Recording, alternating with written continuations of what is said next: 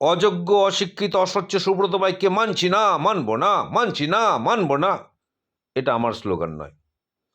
খেজুরির বিজেপির সমস্ত নেতৃত্বরা এই স্লোগান দিতে দিতে বিজেপির পার্টি অফিসের সামনে ধর্নায় বসেছেন। সুব্রত বাইককে, তিনি সিপিএম এর সময় মানুষের উপর প্রচুর অত্যাচার করেছিলেন। সাদা থান কিনে কিনে মানুষের বাড়িতে দিয়ে আসতেন, বলতেন নমিনেশন উইথড্র করতে বলবেন, না হলে সাদা থান পড়বেন। এভাবে মানুষের উপর অত্যাচার করেছিল এই সুব্রত পাইক। এখন তাকে বিজেপির টিকিট দেওয়া হচ্ছে।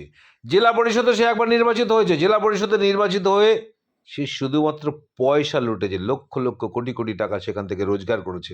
কন্ট্রাক্টরদের কাছ থেকে কমিশন, এখান থেকে কমিশন, সেখান থেকে কমিশন।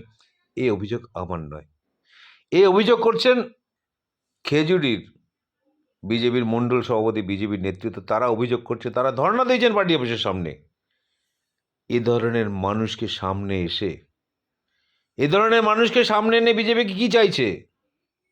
বিজেপির কোনো আদর্শ নেই, এলাকার উন্নয়নের কোনো কথা নেই। তারা টিকিটের বিনিময়ে অর্থ জোগাড় করতে এসছে।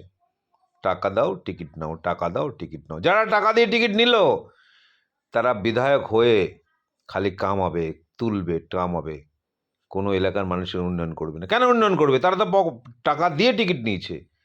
অর্থাৎ বিজেপিতে যারা এমএলএ এমপি হতে যাচ্ছেন তারা ইনভেস্ট করছেন অর্থ। তারা অর্থ ইনভেস্ট করে এমএলএ এমপি হচ্ছেন। এমএলএ এমপি হওয়ার পরে যে অর্থ ইনভেস্ট করেছেন তার থেকে 10 গুণ অর্থ তুলবেন কি না? নিশ্চয়ই তুলবেন, এটাই তো স্বাভাবিক। কেন কি, তারা তো রাজনীতিবিদ নন, তারা রাজনীতিকে ব্যবহার করেছে ব্যবসার ক্ষেত্রে। সেই কারণে অর্থের বিনিময়ে যখন তারা টিকিট নিয়েছে, তারা ক্ষমতা আসলে, তারা বিধায়ক হলে সে অর্থ তো তুলবে, তার থেকে 10 থেকে 12 গুণ অর্থ তুলবে, বা আরো বেশি গুণ অর্থ তুলবে। উন্নয়ন তারা করবে না। সেই জন্য প্রত্যেকের কাছে আমার আবেদন, এই বিজেপিকে একটাও ভোট না,